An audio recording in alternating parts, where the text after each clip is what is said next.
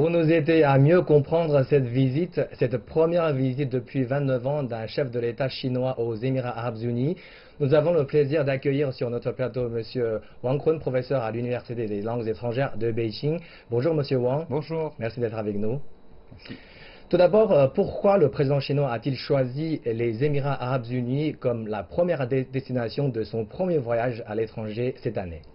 Il faut comprendre que c'est la première visite d'État de M. Xi Jinping depuis son nomination à son nouveau mandat en tant que président de la République populaire de Chine. Donc il a choisi une série de pays à visiter durant son trajet. Donc il a choisi la première destination, les Émirats Arabes Unis, comme cette destination de visite d'État. Pour parler des choses importantes, c'est parce que ce pays-là est très important sur la route maritime de la soie. Donc c'est un point d'appui d'importance que nous qualifions en Chine. Donc je crois qu'il a montré à travers sa visite en premier à ce pays l'importance que la Chine accorde à ce pays.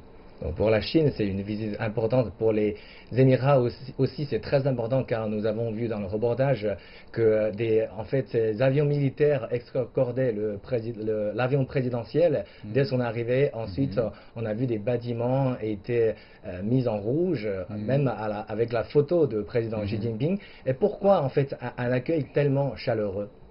Donc un accueil somptueux pour montrer aussi l'importance que les Émirats Arabes Unis ont accordé à la visite d'État du président de la République populaire de Chine. Cela montrait aussi la relation bilatérale qui est à son plus haut niveau historique. Donc le pays a décidé de participer à cette initiative Ceinture et Route lancée par la Chine et notamment par M. Xi Jinping lui-même. Donc il a été aussi considéré comme un des fondateurs de l'AIIB, donc la Banque d'investissement en infrastructure de l'Asie. Donc tous ces éléments-là ont montré l'importance que les Émirats Arabes Unis ont accordé à la Chine et au développement de la Chine. Donc c'est pour cela que lors de la visite, la première visite, comme vous avez rappelé, depuis 29 ans, le chef de l'État chinois, donc ce pays a voulu accorder le plus grand respect à Monsieur le Président.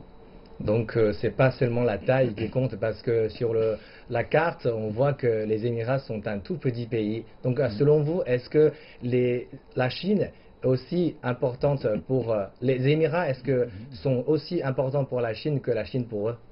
Je crois que c'est un partenaire, un ami très important pour la Chine sur la route de la soie, parce que les Émirats, malgré sa petite taille, est très important en termes économiques et financiers et politiques parfois dans ce domaine. C'est-à-dire que la Chine, dans son initiative Ceinture et Route, compte beaucoup sur ses partenaires et notamment sur l'approfondissement de son partenariat avec ce genre de pays comme clé ou pays d'appui pour développer ce projet-là.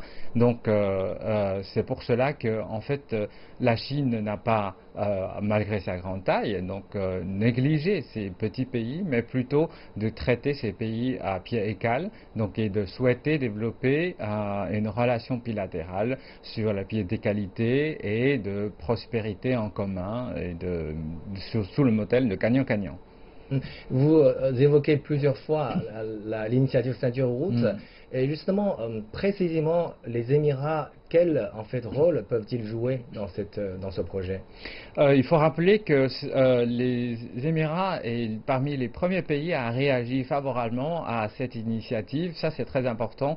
Donc, cette initiative de route de la soie maritime a été lancée en 2014, alors que le dauphin était en visite en Chine en 2015, qui avait déjà proposé aussi de son côté le plan de ravivifier la route de la soie. Donc de son côté, en fait, on se trouve sur les deux bouts de la route de la soie. Donc les pays arabes jouaient déjà un rôle important dans l'histoire de la route de la soie.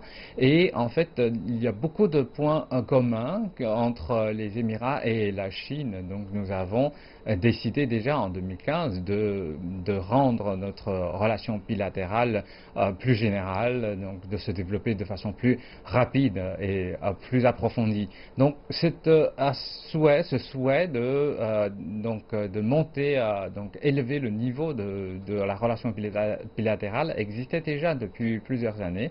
Donc cette année-là, en fait, cette volonté, ce vœu a été réalisé par la visite d'État de M. Xi Jinping. Et puisque les Émirats Arabes Unis sont un pays du Golfe Persique, quand on parle du Golfe, en fait, on peut pas oublier que c'est un pays riche en pétrole et en gaz. Mais évidemment, entre la Chine et les Émirats, il y a de nombreuses collaborations en fait autour des ressources. Mais est-ce que c'est le seul domaine qui compte loin de là, parce que l'énergie, bien sûr, c'est un domaine clé, important de collaboration entre les deux pays. Et notamment, comme vous l'avez mentionné, le pétrole et le gaz naturel. Mais ce n'est pas tout, parce que effectivement, les entreprises chinoises ont de la collaboration avec les Émirats dans le domaine pétrolifère, mais aussi dans les énergies renouvelables, avec beaucoup de surprises probablement. Mais la technologie chinoise a été utilisée pour aider ce pays à construire la centrale qu'on appelle photothermique, donc pour utiliser l'énergie du soleil aussi. Donc c'est d'un domaine important l'énergie, mais la coopération bilatérale ne se limite pas à le seul domaine de l'énergie, mais aussi dans le domaine comme le commerce bilatéral, comme la capacité de production, par exemple dans la construction des zones industrielles ou les parcs industriels, où on attire beaucoup d'investisseurs autour de cette région et donc le montant a déjà dépassé des milliards de dollars.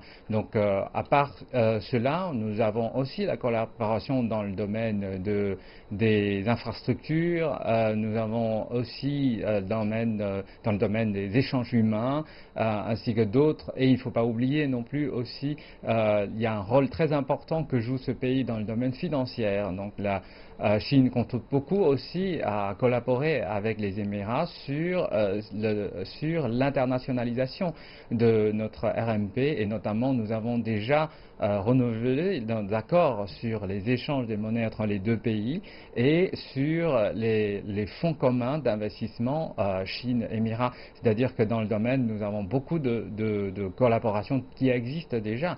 Donc la Chine souhaite bien sûr par ce biais, par cette visite officielle et cette montée en grade de niveau de relations bilatérales, de renforcer ces collaborations dans ce domaine, d'élargir le domaine de collaboration et approfondir la confiance mutuelle entre ces deux pays. Merci, professeur Wang, pour toutes ces explications. Merci beaucoup. Je vous en prie.